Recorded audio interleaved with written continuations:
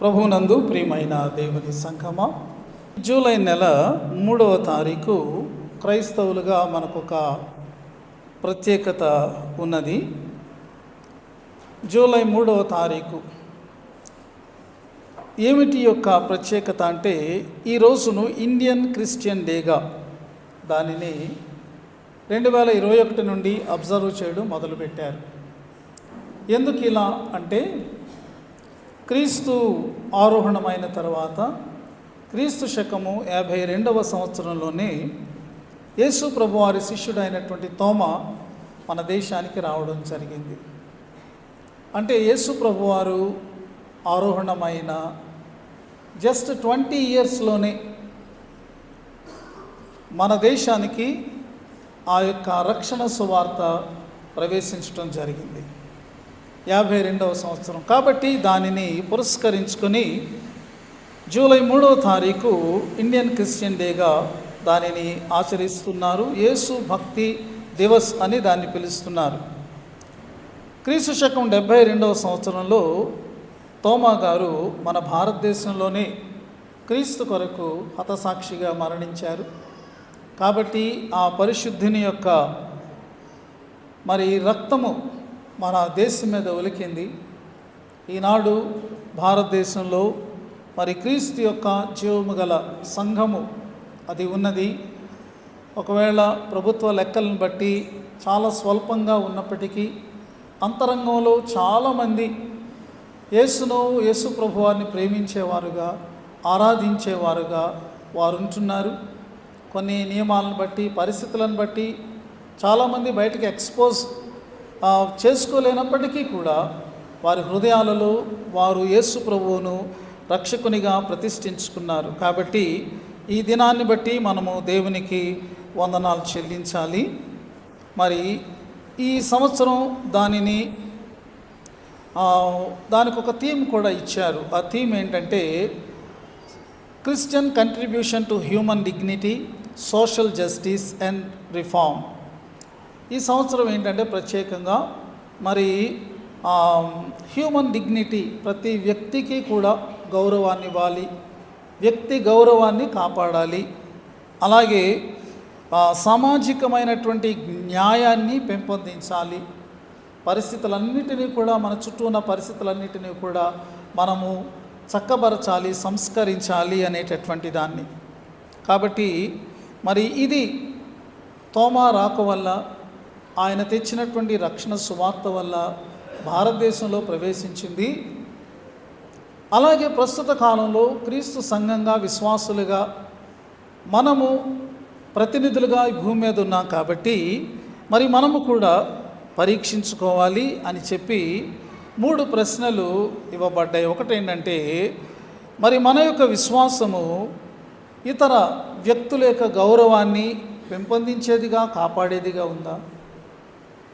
రెండవది, మన విశ్వాసము న్యాయాన్ని పెంపొందించేదిగా, ఎక్కడ అన్యాయం ఉందో దానిని త్రుంచి న్యాయాన్ని స్థాపించేదిగా ఉన్నదా? మూడవది, మన విశ్వాసము ఒక అర్థవంతమైనటువంటి సంస్కరణను మన సంఘంలో, మన సమాజంలో, మన దేశంలో తీసుకొని రాగలుగుతుందా అని 3 ప్రశ్నలు వేయబడ్డాయి. క్రైస్తవులుగా మనము తోమా గారిని బట్టి మనం ఎంతో అతిశయిస్తాం. ఆ దేశానికి అపోస్తలుడు వచ్చాడని, ఆయన తెచ్చినటువంటి సువార్త ఫలాలుగా దేశంలో చాలామంది ఉన్నారు. అయితే మన కాలంలో మనము కూడా సువార్త ఫలము కాబట్టి మనం పరీక్షించుకొని సంఘముగా ఏదో గుడికి వచ్చి ప్రార్థన చేసుకుని వెళ్ళిపోయేటటువంటి ఒక చాలా లో స్టాండర్డ్ ఫెయిత్గా కాకుండా మన యొక్క విశ్వాసంలో మనం ఎదుగుతూ మన బాధ్యత మనము నిర్వర్తించడానికి మనం పూనుకుందాం. అటువంటి కృప దేవుడు అనుగ్రహించాలని నేను దేవునికి ప్రార్థన చేస్తున్నాను. ఇక ఈ దిన లేఖన భాగంలో నుండి ఒక్క వచనాన్ని మనము చదివి ధ్యానంలోనికి వెళదాం. పరిశుద్ధులైన మత్తయి వ్రాసిన సువార్త 16వ అధ్యాయము 18వ వచనాన్ని మనము చదువుకుందాం. మరియు నీవు పేతురువు, ఈ బండ మీద నా సంఘమును కట్టుదును, పాతాళలోక ద్వారములు దాని ఎదుట నిలువ నేరవని నేను నీతో చెప్పుచున్నాను. ప్రభునందు ప్రియమైన వారలారా, మన ప్రభు అయినటువంటి యేసుక్రీస్తు వారు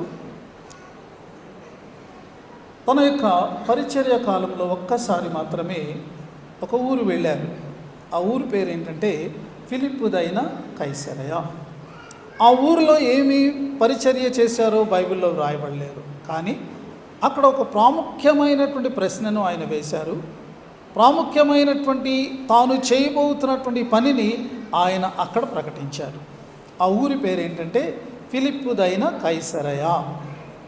కైసరయ అనేటటువంటి పేరు కలిగిన మరొక ఊరు ఉంది. అది మధ్యధర సముద్ర ఒడ్డున ఉంటుంది. కానీ ఇది గలిలే సముద్రానికి ఉత్తరాన ఒక 20 మైళ్ళ దూరంలో అది ఉన్నటువంటి ఒక ఊరు. అక్కడ హెర్మోను పర్వతాలు ఉంటాయి. ఆ పర్వత పాదము దగ్గర ఈ యొక్క ఊరు లొకేట్ అయి ఉంది. ఈ ఊరుకు ముందు వేరొక పేరుండేది. అయితే హేరోదు యొక్క ఒక కుమారుడి పేరు ఫిలిప్పు. ఆయన ఏం చేశారంటే మరి అక్కడ ఆ ఊరు పేరును ఆయన మార్చి ఫిలిప్పుదైన కైసరయ అని పూర్తి పేరు మార్చారు. కైసరయ అంటే అప్పుడు ఏలుతున్నటువంటి రోమా చక్రవర్తిని సీజర్ అని అంటారు కదా, కైసరు అని అంటారు. కాబట్టి కైసరయ అని ఆ పేరు నామకరణం చేయడం జరిగింది. ప్రభువారు అక్కడికి వెళ్ళి ఒక ప్రశ్న వేశారు. ఏమిటి అంటే, నన్ను గురించి ఏమనుకుంటున్నారు ప్రజలు? అప్పుడు శిష్యులు రకరకాల జవాబులు ఇచ్చారు. అయ్యా, మిమ్మల్ని చూస్తే బాప్తిస్మిచ్చి యోహాను అని అనుకుంటున్నారు కొందరు, కొంతమంది ఏమో ఏలియా అని అనుకుంటున్నారు, కొంతమంది మరి ప్రవక్తల్లో ఒకడని చెప్పుకుంటున్నారు. ఇలా డిఫరెంట్ ఒపీనియన్స్ ఉన్నాయి అని అన్నారు. ఓకే, ప్రజలు ఏమనుకుంటున్నారు అది వాళ్ళ అవగాహన. కానీ మీరు నాతో ఉన్నారు కదా, మీరు నన్ను గురించి ఏమి అండర్స్టాండ్ చేసుకున్నారు? Not your opinion but your understanding. ఏమి అర్థం చేసుకున్నారు? మీరు నాతో ఉన్నారు కదా ఇంతకాలం అన్నట్టుగా ప్రభువారు అడిగారు. వెంటనే సీమోను పేతురు స్పాంటేనియస్గా ఈ జవాబు చెప్పాడు. ఏమన్నాడంటే, నీవు సజీవుడకు దేవుని కుమారుడు అయిన క్రీస్తు అని అన్నారు. యేసు ప్రభువారు వెంటనే ఆయన ఎంతో ఆనందించినట్లు మనకు కనబడుతుంది. ఆయన అంటున్నారు, సీమోను బర్యోనా, నీవు ధన్యుడవు, పరలోకమందున నా తండ్రి సంగతి నీకు బయలుపరచనే, కానీ నరులు నీకు దీన్ని బయలుపరచలేదు అని మెచ్చుకున్నారు. ఒక రకంగా ఆయన తాను సరిగ్గా అర్థం చేసుకోబడ్డాననేటటువంటి ఒక తృప్తితో లేకపోతే ఒక ఆనందంతో ఈ మాటలు ఆయన పలికినట్లు మనము చూస్తాము. తర్వాత ప్రభువారు అన్నారు, నీవు పేతురువు, ఈ బండ మీద నా సంఘాన్ని నేను కడతాను, పాతాళలోక ద్వారములు దాని ఎదుట నిలవలేవు అని చెప్పాను. ప్రియమైనటువంటి వారలారా, ఇది ఒక ప్రాముఖ్యమైన ప్రశ్న. దానికి జవాబు పేతురు చెప్పాడు. తర్వాత ఆయన చేయబోయేటటువంటి పని, నా సంఘమును కట్టుదును అనేటటువంటి మాట. ప్రభువారు ఈ ప్రశ్న వేయడానికి లేకపోతే ఈ ప్రకటన చేయడానికి ఫిలిప్పుదైన కైసరయ వరకు రావాలా? ఆయన స్వస్థలము నజరేతు, ఆయన సేవకు కేంద్రంగా ఎంచుకున్నటువంటిది కపెర్నహూము, లేకపోతే దేవుని మహాదేవాలయం ఉన్నటువంటిది యెరూషలేము. ఇక్కడ ఆయన విరివిగా పరిచర్య చేశారు కదా. అక్కడెక్కడా చెప్పకుండా ప్రభువారు ఫిలిప్పుదైన కైసరయలో ఎందుకు చెప్పారు అంటే, భౌగోళికంగా ఆ ప్రదేశానికి చాలా గొప్ప గుర్తింపు ఉంది. ఇది పురాతన కాలము నుండి ఉన్నటువంటి ప్రదేశం. దీనిని పాత నిబంధన కాలంలో ఇశ్రాయేలీలు 40 సంవత్సరాల అరణ్య యాత్ర తర్వాత వారు వచ్చిన కాలంలో ఆ ప్రదేశానికి బాషాను అని పేరు ఉండేది. ఓగు అనేటటువంటి రాజు పరిపాలించేవాడు. అతనిని జయించి దానిని వీరు మరి స్వాధీనపరుచుకున్నట్లుగా లేఖనాల్లో మనం చూస్తాం. అక్కడ విపరీతమైనటువంటి బయలుదేవత ఆరాధన పురాతన కాలం నుండి జరుగుతూ ఉండేది. ఆ తర్వాత కాలంలో రోమీలు వచ్చినప్పుడు రోమా దేవత లేకపోతే గ్రీకులు కూడా కొలిచినటువంటి దేవత పాన్ అనేటటువంటి ఆ దేవుడు లేకపోతే దేవత యొక్క ఒక పెద్ద ఆలయం ఉంది. ఆ ఊరు వెళ్తే ఆ దేవాలయం గురించి తెలుసుకోకుండా దాన్ని చూడకుండా ఎవరు రారు, అంత ఇంపార్టెన్స్ దానికి ఉంది. మరి అక్కడ ఆ యొక్క దేవత అంటే ఈ పాన్ ఆ రకరకాలైనటువంటి శక్తులు కలిగినటువంటి దేవుడిగా ఎంచబడ్డాడు. కానీ అతని శక్తికి మనుషులు చాలా విపరీతంగా భయపడుతూ ఉండేవారు అని చరిత్ర చెప్తా ఉంది. అందుకని మనకి ఇంగ్లీష్లో ఒక మాట ఉంటుంది, ప్యానిక్ అనేటటువంటి మాట. అంటే విపరీతమైన భయం అన్నమాట. ఈ పాన్ అనేటటువంటి ఆ దేవుడు దానిలో నుండి వచ్చింది, ప్యానిక్ అనేటటువంటి ఈ యొక్క మాట. తర్వాత ఇక్కడ కైసరు అంటే రోమా చక్రవర్తి యొక్క ఆరాధన కూడా జరుగుతూ ఉండేది. ఆ పేరు ఆ ఊరికి పెట్టబడింది కాబట్టి కైసరుకు చాలా ప్రాముఖ్యత ఉండేది. ఇలాగున మరి అనేకమైనటువంటి రకాలైనటువంటి ఒక మిక్స్తో ఉన్నటువంటి కల్చర్స్లో లేకపోతే దేవుళ్ళ మధ్య అలాంటి ప్రదేశంలో యేసు ప్రభువారు ఆ పర్వత ప్రాంతంలో నిలబడి ఆయన ఈ మాటలు మాట్లాడుతున్నట్టు మనం చూడగలం. పేతురు యొక్క ఒప్పుకోలు, దీనిని ఏమంటారంటే the great confession of Peter అని అంటారు. పేతురు ఒప్పుకునేటటువంటి ఒక గొప్ప సత్యము, నీవు సజీవుడవు దేవుని కుమారుడు అయిన క్రీస్తువు, చాలా క్లియర్గా అన్నాడు. రోమా సామ్రాజ్యం అంతట్లో కూడా వాళ్ళు ఒక నమ్మికను కలిగి ఉండేటటువంటి వారు. ఆ నమ్మిక ఏమిటి అంటే రోమా చక్రవర్తి అయినటువంటి కైసరు ఔగుస్తు, బైబిల్లో ఉంది కదా, అగస్టస్ సీజర్ అని అంటారు. అతని వాళ్ళు ఎలా ఎంచేవాళ్ళు అంటే స్వయాన దేవుని కుమారుడు. ఎందుకంటే ఆయన పాలించడానికి వచ్చిన తర్వాత మా సామ్రాజ్యం అంతటా సమాధానం వచ్చేసింది, మా సామ్రాజ్యం అంతటా కూడా ఎనలేనటువంటి అభివృద్ధి కలిగింది అని చెప్పి ఆయనను అనేక రీతిలుగా పొగుడుతూ ఉన్నటువంటి పొగడ్తలలో ఒక బిరుదు లేకపోతే ఒక పేరు, ఒక నమ్మిక వాళ్ళు కలిగి ఉన్నది ఏంటంటే Augustus Caesar is the son of God. ఇలాంటి నమ్మిక బహుబలంగా ఉన్నటువంటి ప్రదేశం ఫిలిప్పీదైన కైసరయ. అక్కడ తక్కువ మంది యూదులు, ఎక్కువ మంది అన్యులు. ప్యాగన్ వర్షిప్ అని అంటారు, అంటే దైవ సంబంధము కానటువంటి అత్యధికమైనటువంటి ఆరాధన, పూజ, బలులు అవన్నీ కూడా అక్కడ జరుగుతూ ఉన్నాయి. ఒక రకంగా చెప్పాలంటే అది మత కేంద్రంగా ఉందన్నమాట. ఇలాంటి ప్రదేశంలో యేసు ప్రభువారు what do you think of me, what do you say about me అన్నప్పుడు పేతురు పలికినటువంటి మాట ఇది ఒక విప్లవాత్మకమైనటువంటి ఒప్పుకోలండి, మామూలు విషయం కాదు. ఎందుకంటే చక్రవర్తిని విడిచిపెట్టి ఇంకెవరైనా దేవుని కుమారుడు అంటే అది చాలా విపరీతమైనటువంటిది అన్నమాట, అది ప్రమాదకరమైనటువంటిది కూడా.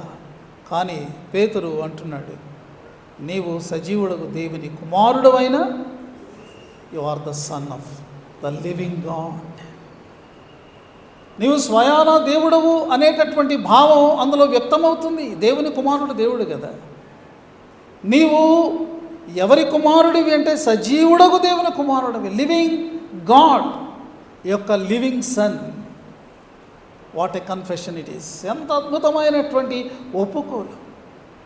యేసు ప్రభు వారిని ముఖస్థుతి చేస్తున్నాడు అనుకునేరు, కానీ పేతురుకు అలాంటి అలవాట్లు లేవు, అంత అలాంటి సీన్ కూడా ఆయనకు లేదు. అందుచేత మనం గ్రహించాలి, యేసు ప్రభు వారు చెప్పారు, ఇది పేతురు నీ సొంతంగా నువ్వు చెప్పడంలా, నీ యొక్క అబ్జర్వేషన్లో నీ ఫైండింగ్ని బట్టి నువ్వు చెప్పట్లేదు, ఇది దేవుడు నీకు బయలుపరిచాడు. This is the revelation. క్రీస్తుని గురించినటువంటి ప్రత్యక్షత అది దైవికమైనది అయితేనే ప్రియమైనటువంటి వారులరా దానిని మనం గ్రహించగలం. లోకంలో కొద్దిమందే యేసును గుర్తించడానికి, గ్రహించడానికి, ఆరాధించడానికి కారణం ఏంటి? లోకంలో ఎంతోమంది ఉన్నారు కదా. మీకు లేకపోతే మనకు వాళ్లకు తేడా ఏంటంటే మనకు ప్రత్యక్షత కలిగింది, మనకు బయలుపరచబడింది. ఆయనే దేవుని కుమారుడు, ఆయనే దేవుడు, ఆయనే రక్షకుడు, ఇంకొకరు లేడు అనేటటువంటిది మన హృదయాల్లో, మన మనస్సుల్లో అది స్థిరపరచబడిపోయింది, స్థాపించబడిపోయింది. ఇంకొకరిని ఆయనతో పోలిస్తే దాన్ని మనము ఏమాత్రం అంగీకరించలేము. అది మనకు సత్యం అని అనిపించదు. చూసారా, సంఘము అంటే ఈ యొక్క ప్రత్యక్షతను పొందినటువంటి విశ్వాసుల చేత నింపబడినటువంటి సహవాసం అన్నమాట. ఎంత ధన్యుడు! ప్రభువారు మాట్లాడుతున్నటువంటి మాట, సీమోను బర్యోనా, నీవు ధన్యుడవు, you are blessed, you are blessed. సంగమా, విశ్వాసి, నీవు బ్లెస్సెడ్, నీవు ధన్యుడవు, ధన్యురాలు. ఎందుకంటే స్వయాన దేవుడు నీకు ప్రత్యక్షతనిచ్చాడు. దేవుని ప్రేమించే బిడ్డగా, దేవుని కొరకు జీవించే బిడ్డగా, దేవునిని సేవించేటటువంటి ఒక బిడ్డగా ఆయన నిన్ను చేసుకున్నాడు. సాధారణంగా ఎవరు అంత అలాగ మారడం అనేటటువంటిది తమ స్వశక్తితో స్వజ్ఞానముతో అది జరిగేటటువంటి పని కాదు. ఈరోజు సంఘం ఎంత ధన్యమైనది! ఈరోజు దేవుని ఆలయంలో ఉన్నటువంటి నీవు ఎంత ధన్యుడవు, ధన్యురాలవు! దేవునికి మనము స్తుతులు స్తోత్రాలు చెల్లించాలి. ప్రభువారు వెంటనే ఒక గొప్ప ప్రకటన చేశారు. ఆయన తాను చేయబోతున్నటువంటి గొప్ప కార్యాన్ని ఆయన అక్కడ ప్రకటించారు. ఆయన ఏమన్నారంటే, ఈ బండ మీద నా సంఘమును కట్టుదును, నీవు పేతురువు, ఈ బండ మీద నా సంఘమును కట్టుదును, పాతాళలోక ద్వారములు దాని ఎదుట నిలువనేరు. పాతాళలోక ద్వారములు, ద గేట్స్ ఆఫ్ హెడేస్. ఏంటి ఈ మాట? ఏమిటి దీని యొక్క భావం?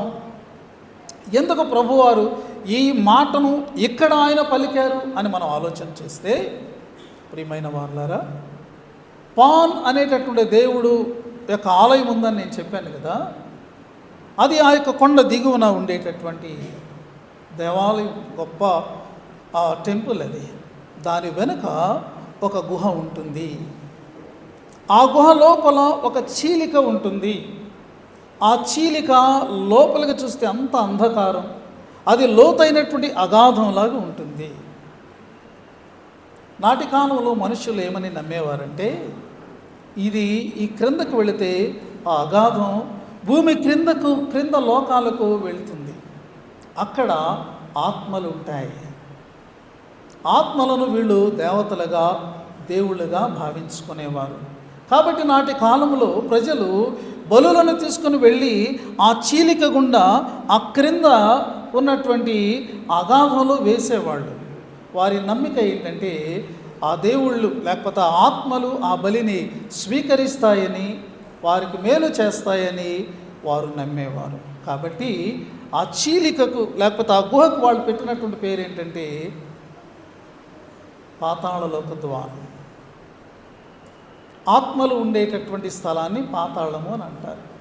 నరకము అని కాదు, పాతాళము, హెడేస్ అనేటటువంటిది. ప్రియమైనటువంటి వారులారా, భౌగోళికంగా కూడా మనం గమనిస్తే యేసు ప్రభు వారు చెప్పింది మనం స్పిరిచువల్గా తీసుకుంటాము, కానీ జియోగ్రాఫికల్గా కూడా మనం చూస్తే యేసు ప్రభు వారు పాతాళలోక ద్వారము అనేటటువంటి దాని ముందర నిలబడి ఆయన ఈ మాట మాట్లాడుతున్నారు. ఏ మృతుల లోకము, ఏ ఆత్మల లోకము, ఏ కీడు, ఏ మరణము, సంఘమా నీ ఎదుట నిలువనేరవు, అలాంటి సంఘముగా నా సంఘము నేను కట్టుదును అని ప్రభువారు అక్కడ సెలవిస్తున్నారు.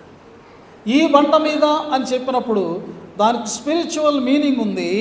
అలాగే భౌగోళికంగా ఇదిగో ఈ బండ మీద, ఈ స్థలంలో నా సంఘాన్ని నేను కడతాను. ఎంత అద్భుతం! Where there is evil power, where there is the power of death, there Jesus is going to establish his church which is more powerful. ఆ శక్తులను మించినటువంటి, ఆ శక్తులను నిలవలేకుండా చేయగలిగినటువంటి శక్తి కలిగినటువంటి సమూహంగా నా సంఘాన్ని నేను కడతాను. ఎంత అద్భుతం! క్రైస్తవ సంఘం అంటే ఈరోజు దాని రూపురేఖలు మారిపోయినాయి. ఈ సత్యాలు సంఘానికి తెలియకుండా పోయాయి. ఆరాధన అంటే, ప్రార్థన అంటే, ఆలయం అంటే దాని యొక్క అసలు ఆ యొక్క భావనే మారిపోయింది. సంఘము దేవుని శక్తితో నింపబడింది, దేవుని కార్యములను చేయగలిగింది. దాని ఎదుట మరణము, దుష్టత్వము, కీడు, చెడుగు, సాతాను సంబంధమైనది ఏది కూడా నిలబడలేదు. అంత శక్తి కలిగినటువంటిది అనేటటువంటి సత్యం నేడు విస్మరించబడిందా?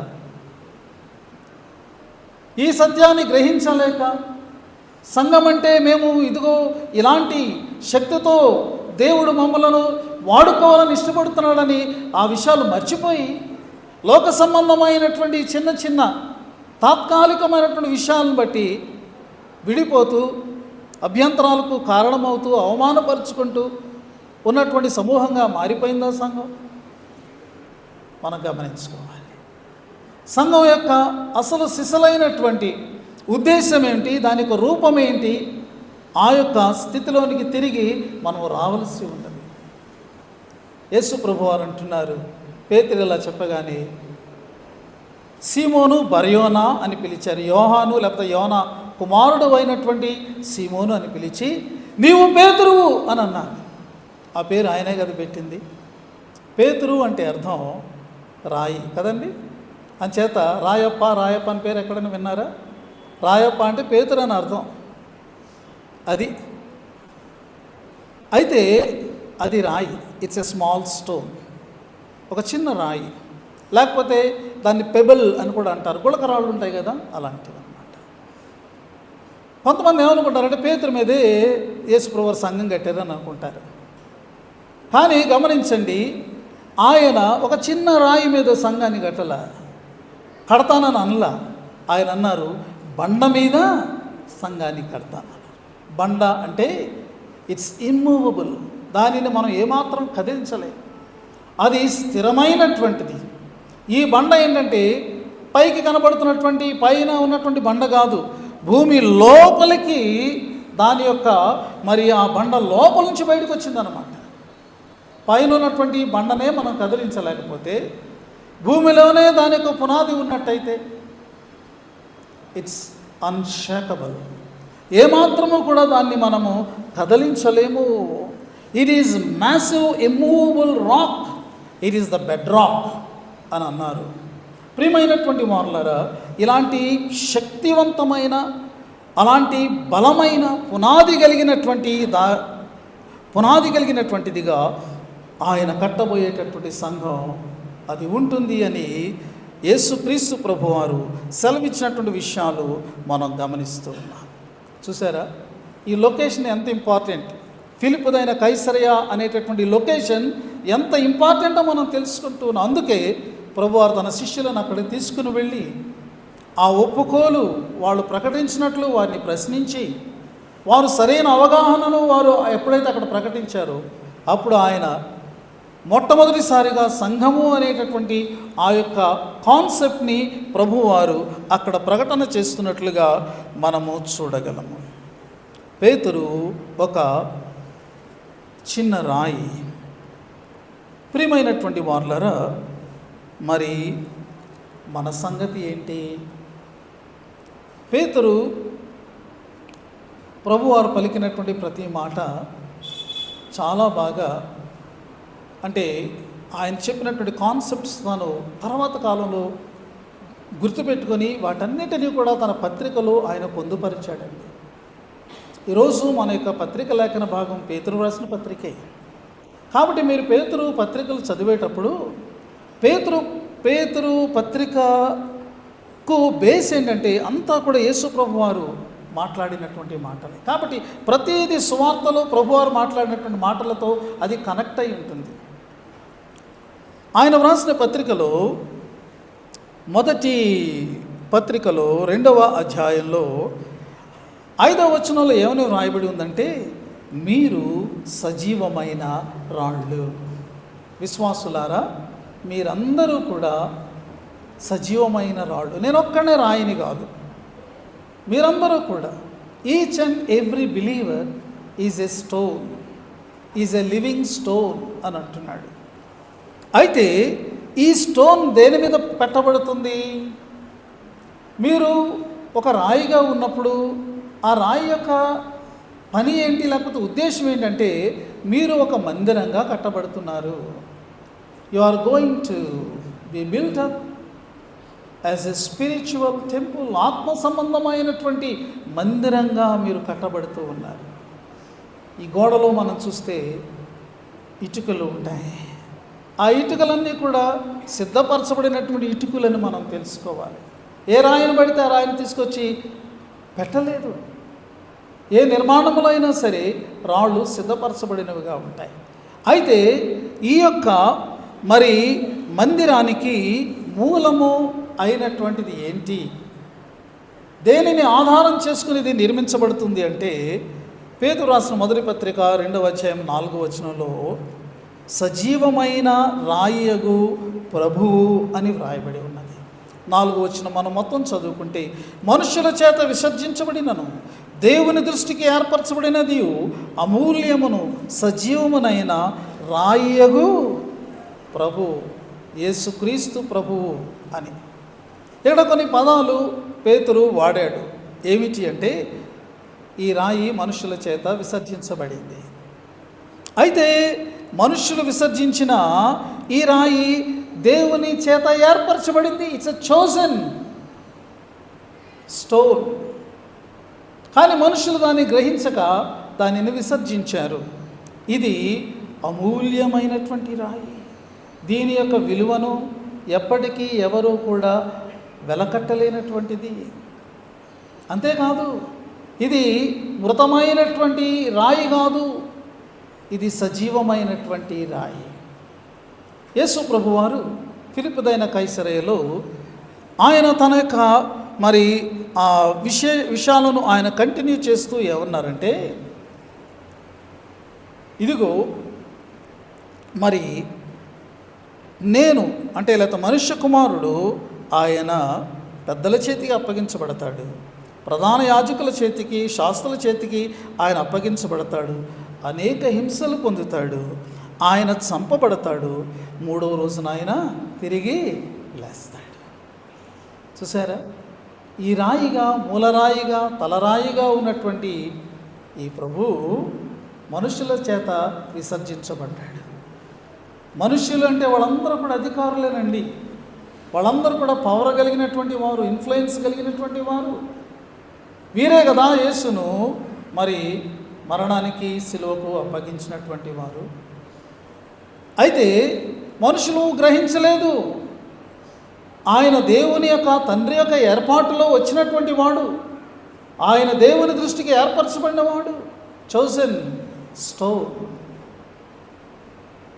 అయితే ఆయన చంపబడి 3వ దినాన లేచాడు కాబట్టి రాయిగా ఎంచబడినటువంటి ప్రభు సజీవమైనటువంటి వాడుగా ఉన్నాడు. హీఈస్ లివింగ్ ఫర్ ఎవర్మోర్, నిత్యము జీవించువాడుగా ఉన్నాడు. కాబట్టి సజీవమైనటువంటి రాయి.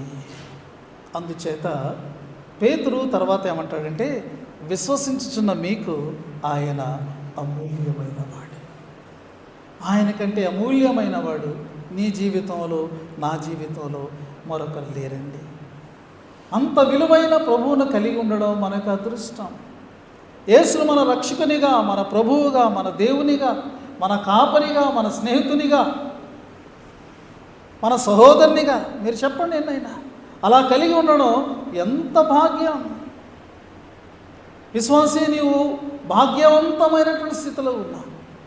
అమూల్యమైనటువంటి వాని యందు నీ విశ్వాసము నిలిపి ఉన్నావు కాబట్టి నీ విశ్వాసం అమూల్యమైనటువంటిది.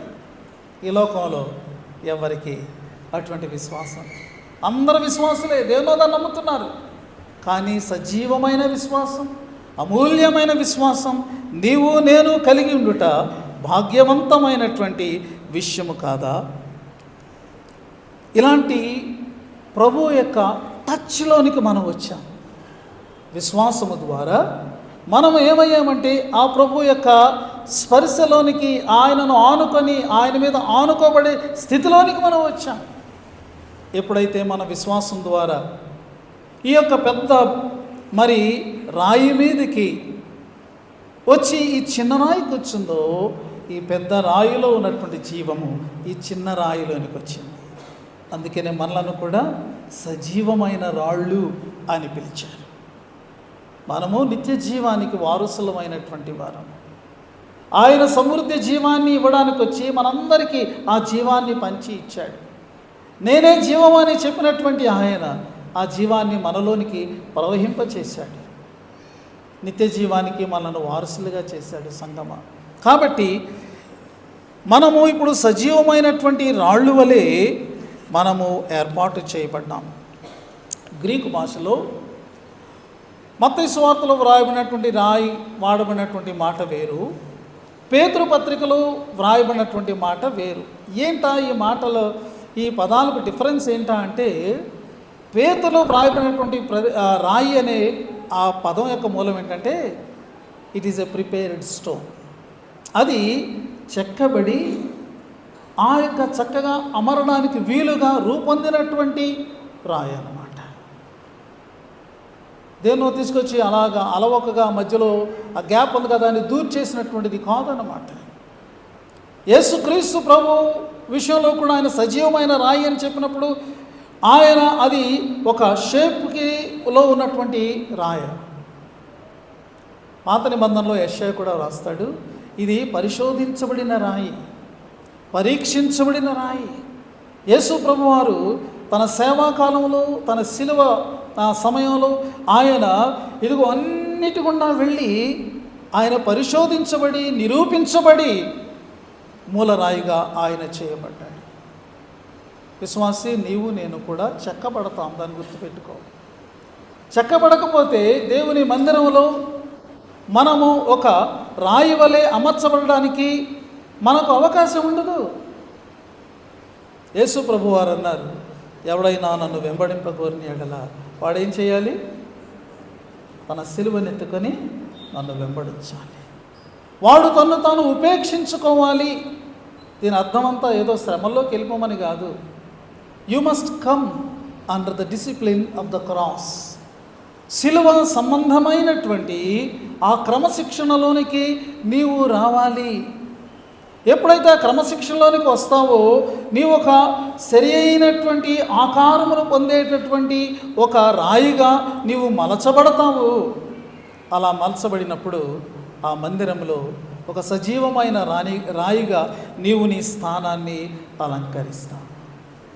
ప్రియమైనటువంటి వారులారా, ఇటలీ దేశంలో ఫ్లోరెన్స్ అనేటటువంటి ఒక ఊరు ఉందండి. ఆ ఊరికిలో ఉన్నటువంటి మరి ఒక పరిస్థితిని బట్టి దానికి ఒక చక్కటి చరిత్ర ఉన్నది. అక్కడ కొన్ని శిల్పాలను చెక్కడానికి కొన్ని సంవత్సరాల క్రితం ఒక శిల్పికి ఆదేశం ఇవ్వబడింది. అతడు అలా చేస్తూ ఒక పెద్ద రాయి, ఏకశిల అన్నమాట, మార్బల్, దాన్ని తీసుకొని రావడం జరిగింది. అయితే అతడు దానిని ఏమీ చేయకముందే అతడు మరణించడం జరిగింది.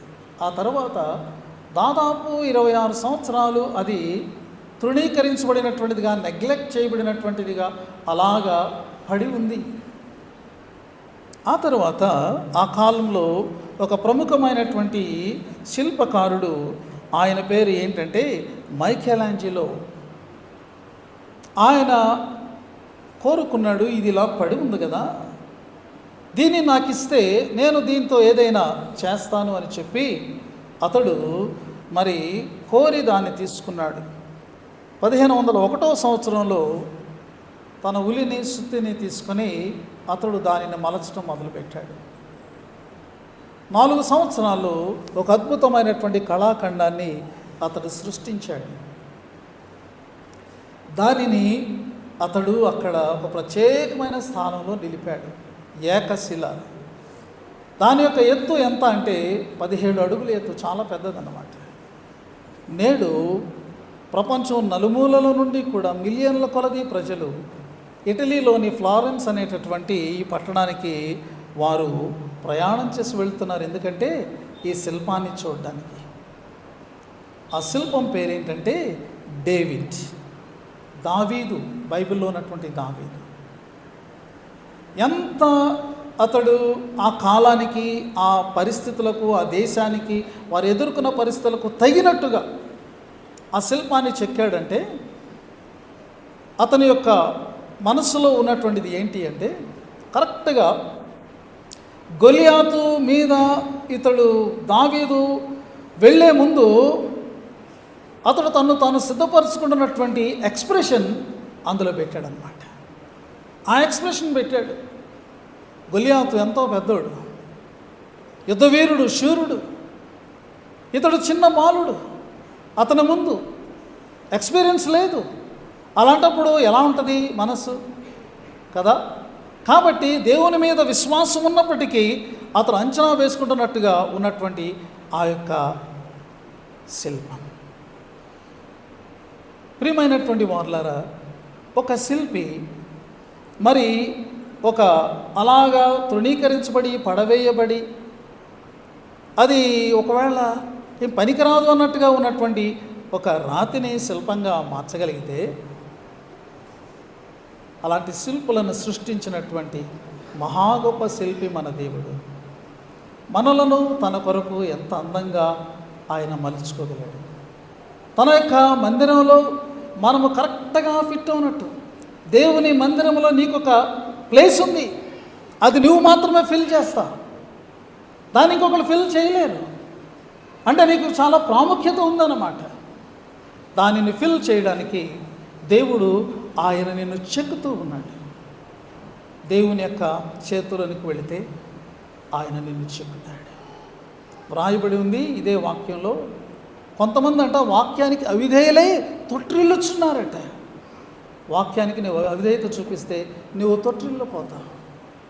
నీ యొక్క రూపము సరిగ్గా అది చెక్కబడదు. నీవు కరెక్ట్గా ఫిక్స్ అయ్యేటట్టుగా నీ యొక్క షేప్ రాదు. నిన్ను నీవు మలుచుకోవడానికి ప్రయత్నం చేయొద్దు, అది చేత కాదు. దేవుణ్ణి మలచని, దేవుణ్ణి చెక్కని, నీ ఎంత ప్రాముఖ్యమైన వ్యక్తిగా నీవు మార్పు చెందుతావో. ప్రియమైనటువంటి వారులారా, ఇలా మాట్లాడుతూ పేతురు ఒక విషయం చెప్పాడు. ఏమన్నాడంటే, ఇదిగో ఇలాగున మిమ్మల్ని చెక్కుకున్న దేవుడు ఎందుకు చేశాడు మిమ్మల్ని అంటే, మీరు ఆయన యొక్క గుణాతిశయాల్ని ప్రచురం చేయ నిమిత్తము. That is the very important purpose. దేవుడు నిన్ను ఎన్నుకోవడంలో, నిన్ను చెక్కుకోవడంలో, తన మందిరంలో నిర్మించుకోవడంలో కారణం ఏంటంటే, ఆ మందిరంలోనికి అనేకులు రావాలి. అందుచేత దేవుడు నీకు అనేకమైనటువంటి బిరుదులు ఇచ్చాడు. ఆయన గుణాతిశయాల్ని ప్రచురం చేయ నిమిత్తము నీవు ఏర్పరచబడిన వంశం, నీవు రాజువైన రాణివైన యాజక సమూహం, నీవు పరిశుద్ధ జనం, దేవుని సొత్తు అయినటువంటి ప్రజ. ఎన్ని గ్రేట్ టైటిల్స్ లోకంలో ఏ సమూహానికి ఉన్నాయండి ఈ టైటిల్స్? ఎవరిని పిలువగలరు ఈ పేరుతో? రాజులైన యాజక సమూహం, సంఘం, పరిశుద్ధ జనం, దేవుని చేత ఏర్పరచబడినటువంటి వంశం. ఈ ఎవరికి చెందింది? ఎవరు దీనికి ఓనర్? ఎవరు దీనికి ప్రొటెక్టర్? దేవుని సొత్తు. ఎవడు నిన్ను ముట్టుకోవడానికి దేవుడు ఆయన అవకాశం ఇవ్వడు. తన సొత్తును దేవుడు వదులుకోడు. తన సొత్తును అలాగ దేవుడు ఆయన నిర్లక్ష్యంగా ఉంచడు. ఎంత భద్రంగా కాపాడుకుంటాడు. నీ జీవితంలో ఏదైనా కష్టం, ఏదైనా శ్రమ వచ్చిందంటే అది ఆయనను దాటి పర్మిషన్ తీసుకొని వచ్చింది అని అర్థం. ప్రియమైనటువంటి వారులారా, అయితే మనము ఆయన గుణాతిశయాలను ప్రచురం చేయాలి. డేవిడ్ అని పేరు కలిగినటువంటి మరొక వ్యక్తి గురించి 2-3 విషయాలు చెప్పి నేను ముగిస్తాను. ఈయన తన యవ్వన ప్రాయంలో దేవునికి సమర్పించుకొని ఆఫ్రికా దేశానికి వెళ్ళాడు. సౌత్ ఆఫ్రికా దేశానికి ప్రత్యేకంగా వెళ్ళాడు. అనాగరికుల మధ్యలో, నరమాంస భక్షకుల మధ్యలో మరి ఆయన పనిచేశాడు. చాలా కష్టపడ్డాడు. దాంతోపాటు చాలా దేశాలు తిరిగాడు. అనేక మందికి రక్షణ సువార్తను ప్రకటించి వారందరూ సంఘాలుగా కట్టబడ్డారు. ఆయన అక్కడ నాడు ఉన్నటువంటి బానిస పరిస్థితులను నిర్మూలన చేసినటువంటి వారిలో చాలా చాలా కష్టపడి ప్రయాసపడి బానిస నిర్మూలన అనేటటువంటి దాన్ని జరిగించాడు. అంతేకాకుండా జాంబియా దేశానికి జింబాబ్వే దేశానికి మధ్యలో పారుతున్నటువంటి ఆ యొక్క నది, అది అలా పడుతుంది. ప్రపంచంలో ఎత్తైనటువంటి జలపాతం విక్టోరియా జలపాతాన్ని ఆయన కనుగొన్నాడు. ఆయన పేరు డేవిడ్ లివింగ్స్టన్. లివింగ్స్టన్ అంటే సజీవమైన రాయే కదా. ఈయన ద్వారా అనేక మంది ఇన్స్పైర్ అయ్యారు. మిషనరీలుగా వాళ్ళు సమర్పించుకొని ఆఫ్రికా దేశానికి వాళ్ళు వెళ్ళారు. ప్రియమైన వాళ్ళ అలా వెళ్ళినటువంటి వారిలో ఒక లేడీ కూడా ఉంది. ఆమె పేరు మేరీ స్లెస్సర్. ఎందుకు ఈ పేరు నేను చెప్తున్నానంటే, మన మధ్యలో నుండి నైజీరియా వెళ్ళి వచ్చిన వాళ్ళు ఉన్నారు. నైజీరియా దేశం ఎలా ఉంటుంది నేను అడిగాను. అక్కడ బయట మామూలుగా ఇలా మనం ఫ్రీగా తిరిగితే చాలా కష్టం. ఎందుకంటే అక్కడ భయంకరమైన పేదరికం ఉంది కాబట్టి డబ్బుల కోసం మనుషులను చంపేసే వాళ్ళు కూడా ఉంటారు. అయితే ఆ దేశంలో చాలామంది, అంటే ఈ వర్గాన్ని పక్కన పెడితే మిగిలిన వాళ్ళు చాలా మంచివాళ్ళు. నాకు అందినటువంటి రిపోర్ట్, ఎక్కువ మంది లేబర్ వర్క్ చేస్తారంటే ఇళ్లల్లో పనిచేసేవాళ్ళు, అలాంటి వాళ్ళు ఉంటారు. వాళ్ళకి రోజు వేతనం చాలా తక్కువగా ఉంటుందట. కానీ చాలా ఎక్కువ మంది క్రైస్తవులు ఉన్నారట అక్కడ. వాళ్ళు మరి ఎంత నమ్మకంగా పనిచేస్తారంటే, ఒప్పుకుంటే వాళ్ళ యజమాని ఏ పని చేయనివ్వరంట. మేడం మేమున్నాం కదా, సార్ మేమున్నాం కదా, మీరెందుకు చేస్తారని వాళ్ళు అసలు ఒళ్ళు దాచుకోకుండా పనిచేస్తారట. అయితే ఆదివారం వస్తేనట మీరు వాళ్ళని గుర్తుపట్టలేరట. వీళ్ళైనా మన ఇంట్లో పనిచేసేవాళ్ళు, వీళ్ళైనా మన తోటలో పనిచేసేవాళ్ళు అని అనుకుంటారట. ఎందుకంటే వాళ్ళు డ్రెస్అప్ అయి చర్చికి వెళ్ళే విధానం చూస్తే చాలా గ్రాండ్గా ఉంటుంది. చాలా చక్కగా మంచి దుస్తులు వేసుకొని చాలా కాస్ట్లీగా చాలా గ్రాండ్గా వెళ్తారు. అంటే ఒక ఫంక్షన్కి మనం వెళ్తాం చూసారా, అంటే చర్చికి మనం పెద్దగా అలా రాలేం, కానీ ఏదైనా పెళ్ళి అనేటప్పటికీ ఇక మన యొక్క సిద్ధపాటుకి ఎంత టైం పడుతుంది కదండి. రాత్రి నుంచే కొంతమంది 2 రోజుల ముందు నుంచి ప్రిపేర్ అవుతారు. ఏం కట్టుకోవాలి, ఏం ధరించాలి. ప్రతి ఆదివారం కూడా వాళ్ళంతా డిగ్నిఫైడ్గా చర్చికి వెళ్తారట. వాళ్ళు ఓనర్ చూసేయండి, మన ఇంట్లో పనిచేసే వాళ్ళని ఆశ్చర్యపోతారట. వాళ్ళు అంటారట, ఎందుకు మీరు ఇంతేలా అంటే, మేము ఎక్కడికి వెళ్తున్నామో తెలుసా, we are going to the king of kings. రాజాది రాజును ఆరాధన చేయడానికి మేము వెళ్తున్నాం. ఆయన సన్నిధానానికి వెళ్ళేటప్పుడు మేము పనిచేసేవాళ్ళమే, మాకేం డబ్బులు లేవు, కానీ we wear the best dress, we wear the best things. It is to honor the Lord. ఆ ప్రభువును ఆరాధించడం. అంత విశ్వాసము వారిలోనికి ఎలా వచ్చింది? ఆయన గుణాతిశయములను ప్రచురం చేయ నిమిత్తము అక్కడికి వెళ్ళినటువంటి మిషనరీలు, సేవకుల ద్వారా. మేరీ స్లెస్సర్ అనేటటువంటి మిషనరీ అక్కడకు వెళ్ళడం జరిగిందండి. ఆమె చేసినటువంటి మరి పని ఏంటి అని మనం ఆలోచన చేస్తే, అక్కడ స్త్రీల హక్కుల కోసం ఆమె పోరాడిందట. బానిస నిర్మూలన కోసం, అంటే సువార్త సేవ చేస్తూ సంఘాలు పడుతూ ఈ పని. ప్రపంచం నేడు ప్రియమైనటువంటి వాళ్ళరా, ఇదిగో ఆయన సంఘ విశ్వాసులతో నింపబడుతూ ఉన్నది. అన్యులైనటువంటి వారని కాదు, యూదులైనటువంటి వారని కాదు, సర్వలోకములో కూడా క్రీస్తు యొక్క సంఘము వ్యాపిస్తూ ఉన్నది. ఎందుకంటే అది బండ మీద కట్టబడింది కాబట్టి. ఈరోజు మనం జ్ఞాపకం చేసుకుందాం, ప్రభువు బల్ల దగ్గరికి మనం వెళ్ళబోతూ ఉన్నాం. ప్రియమైన వాళ్ళారా, ప్రభువు తన యొక్క మరణ పునరుద్ధానాల ద్వారా, సిలువలో ఆయన సమర్పించినటువంటి ఆయన యొక్క దేహము రక్తము ద్వారా ఆయన ఎలాంటి సంఘాన్ని కట్టాడు. ఈ యొక్క బండ ఏంటనుకుంటున్నారు? ఈ బండ ఏమిటి అంటే, సజీవుడు అయిన దేవుని కుమారుడైన క్రీస్తు అనేటటువంటి ఒప్పుకోలు ఉంది చూసారా. The very confession is the Bedrock of the church. ఈ విశ్వాసాన్ని మనం ఎప్పుడూ వదిలిపెట్టకూడదు. యేసు నా రక్షకుడు, నా కొరకు మరణించి తిరిగి లేచినటువంటి వాడు ఆయన దేవుడు. ఈ విశ్వాసమే ఒక వ్యక్తిని క్రీస్తు దగ్గరికి తీసుకుని వచ్చి ఆయనతో జత కలిపి ఆయన మీద మందిరంగా కట్టబడడానికి కారణమవుతుంది. కాబట్టి మనం ప్రభు బల దగ్గరికి వెళ్తున్నప్పుడు అలాంటి సంఘంలో ఉన్నటువంటి సజీవమైన రాళ్లమని మనం జ్ఞాపకం చేసుకుని ఆయనకు వందనాలు చెల్లిస్తూ ఆయనకు గుణాతిశయాలను లోకంలో ప్రచురం చేయడానికి సమర్పణ చేసుకుందాం. ఆత్మదేవుడు అటువంటి కృప మనకు మెండుగా అనుగ్రహించునుగాక. ఆమేన్.